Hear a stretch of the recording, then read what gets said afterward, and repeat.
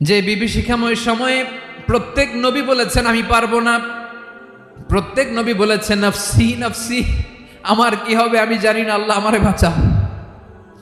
প্রতিটি নবী বলবে নফসি নফসি, আল্লাহ তুমি আমারে বাঁচাও আমারে বাঁচাও। বিশ্বনবী মাথা তুলবেন, তুলে বলবেন রব্বি হাবলি উম্মতি, আল্লাহ তুমি আমার গুনাহগার উম্মতকে বাঁচাও। এই দুনিয়ার বুকে রব্বুল আলামিন সব নবীকে একটা করে দাওয়া মুস্তাজাবা দিয়েছেন, মানে যে দোয়া করলে কবুল হয়ে যায় সাথে সাথেই। দাও বিহা, দুনিয়ার সব নবীরা ওই দোয়াটা দুনিয়ায় করে ফেলেছে।